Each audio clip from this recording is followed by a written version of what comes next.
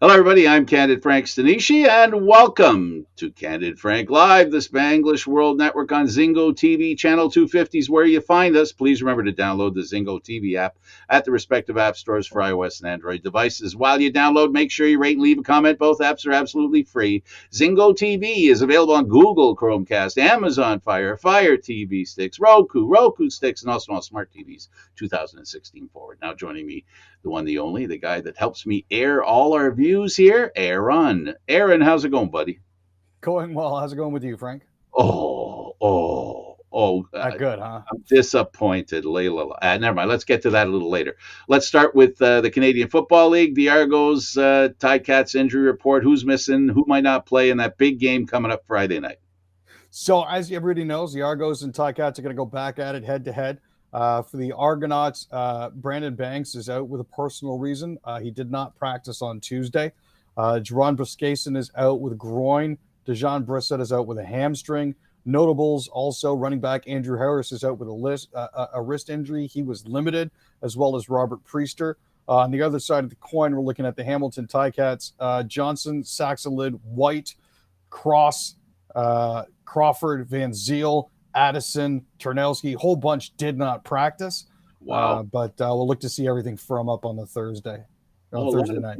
a lot of them took a lot of time to get up in that last game, so you never Yeah. know.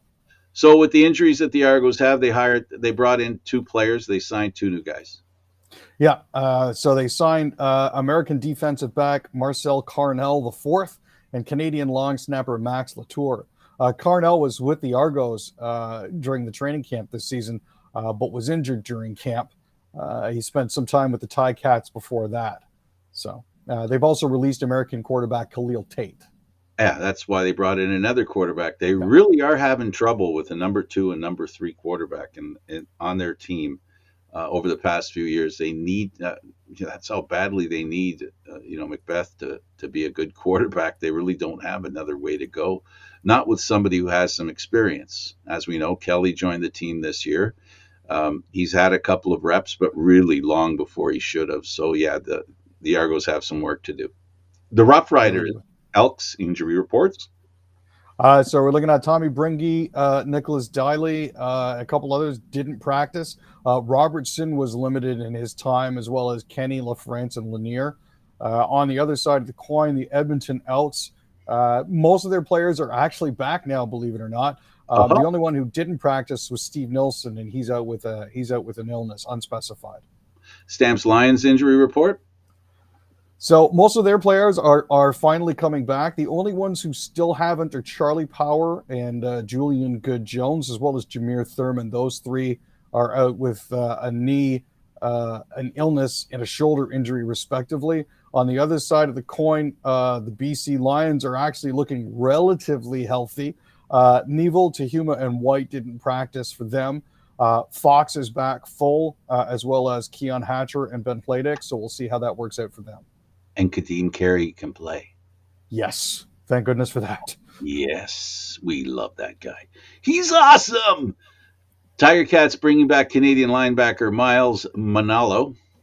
So they've signed him again. He spent the training camp with the Ticats in this season.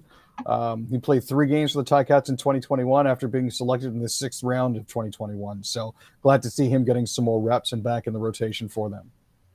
Good. I got my camera working. At least not my camera. I got my view of you because I see your charming face. It just enlightens me and makes me do a better job on the show. I got to tell you. There's a report that the Stamps Trey Robinson out for the season. That's a ouchie. Yeah, Dave Dickinson has actually reported to CHQR's Mark Steven that Roberson had undergone season-ending knee surgery. He left the Week 8 loss to the Winnipeg Blue Bombers and was put on the team's 6-game injured list the following week. He had 17 tackles and an interception through 5 games so far this season. But looks like Deontay Ruffin started in his place last week in their 17-3 win over the Red Blacks. We'll have to see where this goes for him. Hopefully, he'll recover fully in time for next season. And the racket not run by 45. Tennis being played in Canada. Andrescu earns a thrilling first round win. Yeah, so she won over Daria Kazatkina It was a 7-6, 6-4 victory in her opening round match. Now, she won the event in 2019 before winning the U.S. Open title. She's had a few injury issues since then, as well as taking a mental break. She'll be playing Alizé Cornet of France in the second round. Yeah, physical and mental pressure. She, young body, not much experience, wins a couple of championships. Man, it's hard to to add to that. That's a lot of pressure and a lot of people tugging on her. That's got to be really hard. Uh, Layla Fernandez, and of course Andrescu won a doubles match. Andrescu lost. Layla lost. Fernandez lost earlier her singles match, but they got together and won a doubles. It was Fernandez and Fernandez actually. So, Oh, okay. but they played well together, so they're going to be moving on.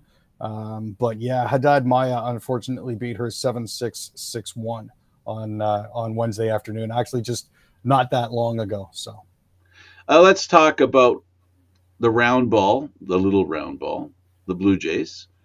They get a wild triple play was overturned. How often you get a triple play and then having it overturned? It was really, really close, though. I have to be honest with you. Based on the slow motion footage that I saw, Whit Merrifield's catch, as far as I'm concerned, there wasn't enough video evidence to get that overturned. But what happened was he caught it, and then they caught the Orioles napping and sent the ball around the horn to get the second and third outs at second and first base. But the Orioles requested a review, and the umpires overturned it. Unfortunately, that didn't help the Blue Jays cause it all. They ended up losing 6-5, but it was a great looking play. They have a losing record against the Orioles now. Yeah, for some reason, one of the worst teams in Major League Baseball seems to have our number, and I'm not sure how that works. Well, they're not the worst team anymore, Aaron. Uh, They're looking like a team that could make a run for the wild card if they sweep the Jays here in this series. And then they're playing. I think they're playing 9 or 10 games against them.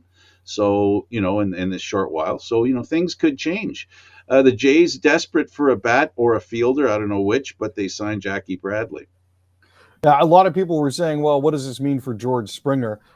Personally, I'm thinking this is more of a depth signing than anything else.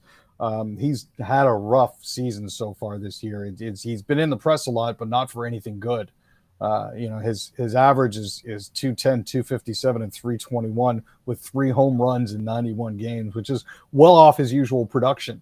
Now, Boston released him on August 4th when they were coming up on the trade deadline because of some other players that they picked up. But the Jays were happy to pick him up. So, I mean, they had to do something. They were in last place at that point. This may be the spark that Boston needs. I doubt it, but you never know. Manager Tony, no, not Tony. Manager Avila of the Tigers, I guess, used up his ninth life. Yeah, it's been a rough haul for Al. This is his 7th year as a manager, his 22nd with the team. But they announced today that he was gone. I mean, it's hard. The last time the Tigers made the playoffs was in 2014, which, if memory serves, was the year before Avila actually took over. So it's been a rough go for them, to say the least. There has to be a lot of concern at Hockey Canada when you hire the new guy in charge as a lawyer, and it seems that's the only reason he's in charge. That's not a good sign, Aaron. I think that might be a consciousness of guilt. Well, at this point, the lawyer that they've hired, Andrea Skinner, is in as an interim chair of its board of directors. I don't anticipate Andrea to be there for the long haul, but at least long enough to see them through the crisis before they hire another old white guy to take over again on the board of directors, which seems to be the trend. So we'll have to see if this change actually becomes something permanent, or if this is just a little bit of window dressing. It's slightly cynical of me to say that, but it just feels like they're not really doing anything right, and there's a lot of lip service being paid here, but not a lot of action. I don't know, folks, if you noticed, Aaron's really hard on people who are in that situation. I won't argue with him on this point because there's nothing to argue about. You hire a lawyer to watch over your organization. it's not a good look. But it's a necessity, right? Like I said, it's an admission of wrongdoing, in my opinion, because now you got somebody in charge who understands the law. Wow. Usually, you have a person in charge of a hockey operation who knows hockey, but apparently they didn't know enough about the law. IHF World Juniors, day one of World Juniors features shockingly low attendance.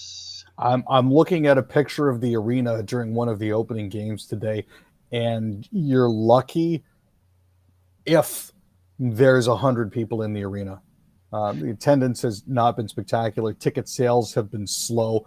It is in the middle of August, so I can partially understand that. But at the same time, it's not a good look. I know that the IAHF promised to put on all of the tournaments that they possibly could. It just seemed that there were more guys with clipboards in the stands than there were people waving flags. So that's a consideration. I heard a lot of people were there for a lacrosse game and were disappointed that there was a hockey game. Wrong city. that's up the road.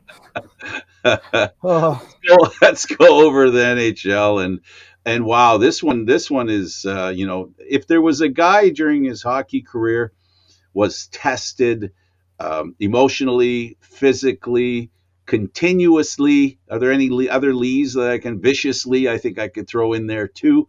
Börje Salming survived being the first Swede to play in the National Hockey League. He was the beginning of the inundation of, Swedish players coming to play in the National Hockey League. This guy is a class act. The guy never complained once. There are pictures of him, how he stopped a puck. Everybody's seen all the stuff about Börje, one of the greatest Leafs of all time that deserved to win a cup. Unfortunately, he played in an era when Ballard was the boss, and he didn't know how to make a winner. No. He played almost 1,100 games with the Leafs, 1,099 to be exact, and actually ranks fourth amongst the team's career scoring leaders with 768 points. He's 71 now. He's currently receiving treatment in his home country.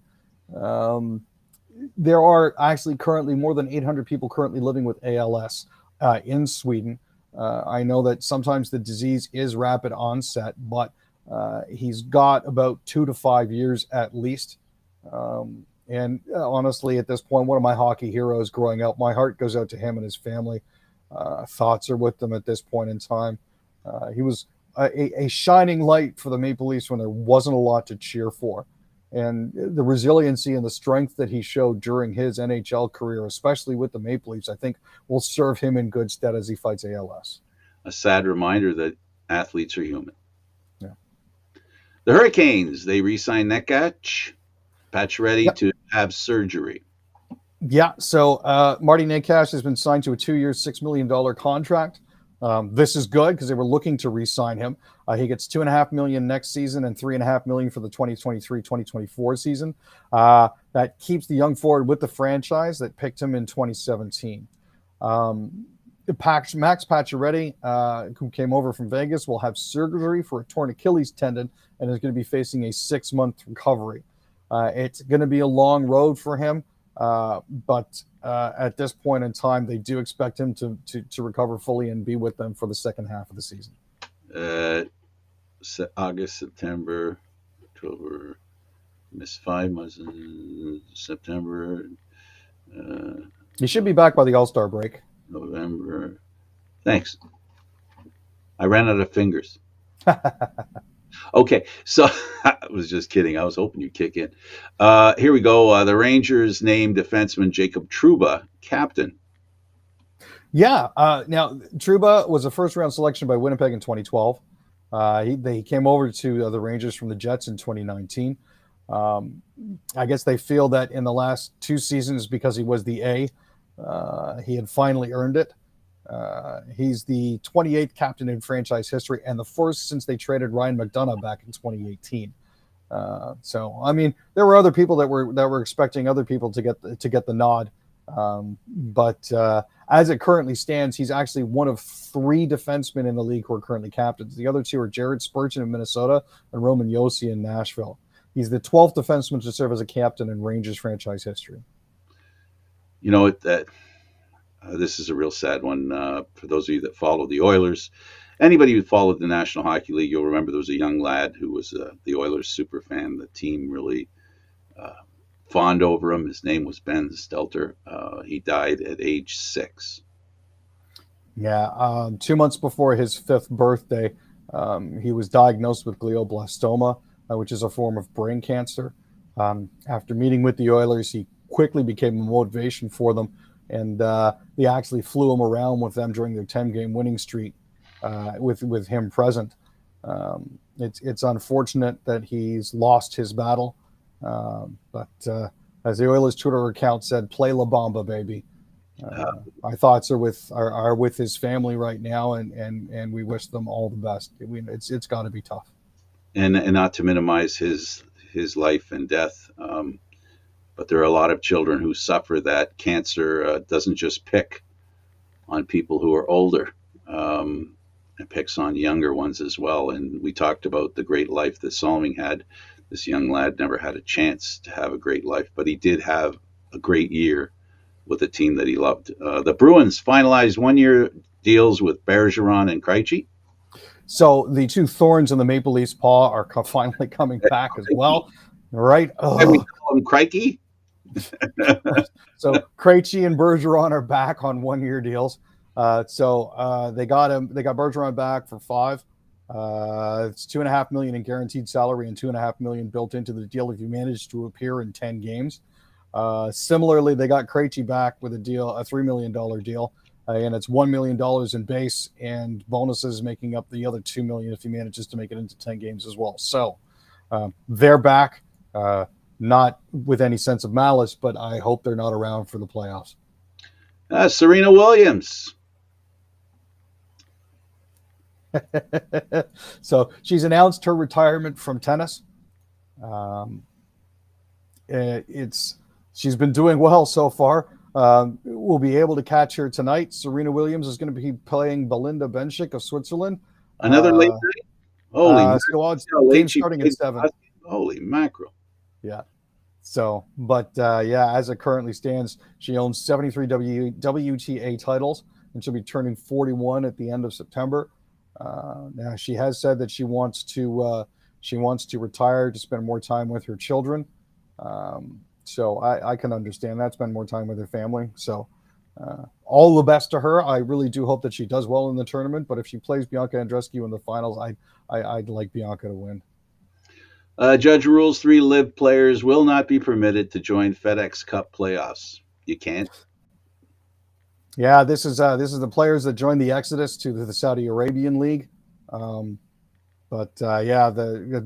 U.S. District Court Judge Beth Labson Freeman. There we go. Easy for you. That's a mouthful. Said Taylor Gooch, Hudson Swafford, and Matt Jones, who were seeking a temporary restraining order that would permit them to compete in this week's tournament, were told that no. The players, unfortunately, had not proven that they would suffer irreparable harm if they were not permitted to play. So basically, you didn't manage to convince me that you were going to be disadvantaged enough to play. So you're not going to play. The suspension stands. Department of National Defense is planting trees at military housing sites, which is a great idea. They help in the summer and the winter stop the wind and cause some shade. So, it's the gift that keeps giving, trees are. Yeah, the federal government and the DND is actually looking to plant about 14,500 trees. They're going to be going up in military housing sites over the next 5 years as part of the federal government's 2 billion trees program. Starting later this year, nearly 8,000 trees are going to be planted in Wainwright, Moose Jaw, and Dundurn. So that's part of it. But this is as part of an effort to transition the Department of Defense to a net zero carbon and build climate resilient operations. How hard is it to put sprinkler heads in trees? Hey, as long as you can run the line up there and you don't nail them up with copper nails, you're good. I mean, it's Canadian government. I'm surprised they're not putting them. Just kidding. All right, stop, Frank. Jeez. Canada, CRA says it has $1.4 billion in uncashed checks sitting in its coffers. Come to think of it, I think I didn't collect. Well, there are currently about 25,000 Canadians this month who are going to be getting e-notifications about uncashed checks. Basically, they're doing a notification later this month. There's also going to be a notification period in November, followed by another 25,000 in May of 2023. This is part of the CRA campaign that they launched in February 2020 to get Canadians to cash their checks. So far, they've managed to give $800 million back. Now, you can check to see if you have uncashed payments by logging into or signing up for an online Canada Revenue Agency account. It's easy to do. You can sign in through a secondary supporter. So if you've got banking with RBC, TD, CIBC, BNS, you can log in that way. Halifax Refugee Clinic receives $684,000 increase in annual funding. So this is good news, obviously. There's a medical clinic in Halifax for refugees, and the province is going to be funding that on a long-term and sustainable footing. That's called the Newcomer Health Clinic. And Nova Scotia, because they're seeing a regular increase in refugees and immigrants, actually needs that. This funding was included in the 2022-2023 provincial budget, and will bring the total annual budget for the clinic to more than $1 million, which is really good news. It's preventative and primary care. This one raises an eyebrow. Senegalese diplomat arrested by Quebec police owed his former landlord more than 45 grand. This is a part of a developing story that we missed including on Monday, where the Senegalese embassy complained that one of their diplomats had been brutalized by Quebec police. So this follows on to that. Apparently, there was a reason. He was resisting arrest, and Omo Kalsoum Sal had to pay his former landlord more than $45,000 for damage to a furnished home that she occupied from November 1st, 2018 to October 31st, 2020. She caused flooding that led to structural damage, and that her use of the property forced its owner, Michel Lemay, to actually replace most of his furniture. So the damage that was caused by this diplomat has been documented.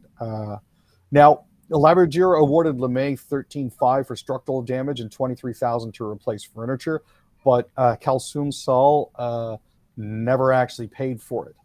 So that's the reason for her arrest. Otherwise known as a diplomat. Pretty much. Just saying. I'm on the side of the Quebecer.